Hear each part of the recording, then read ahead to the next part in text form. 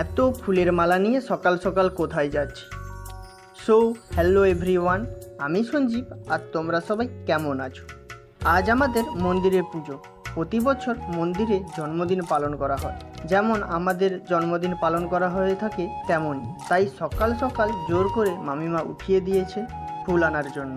আর এখানে বোনেরাও চলে এসেছে, আর এসে করে আমার সঙ্গে ফাজলামি আরম্ভ করেছে। এখন ভাই আর আমি বেরিয়ে পড়েছি দোকানের দিকে যাব বলে। এখন দোকানে চলে এসেছি, আর আমাদের মন্দিরে যতগুলো ঠাকুর আছে তাদের জন্য একটা করে রজনীগন্ধা ও একটা করে গাঁদা ফুলের মালা নিয়ে নিলাম। আর আমাদের মোট 7টা ঠাকুর আছে, তাই 14টি মালা নিয়ে নিলাম। এখন টাকাটা মিটিয়ে দিয়ে যাচ্ছি বাড়ির দিকে। আর এখন ঠাকুরকে মালাগুলো উৎসর্গ করে দিলাম। আর উৎসর্গ করে দেওয়ার পর ঠাকুরগুলোকে দেখতে এই রকমই লাগছে। আর কতটা সুন্দর লাগছে কমেন্ট করে বলে যাও। আর আজকের ভিডিওটা এইটুকু।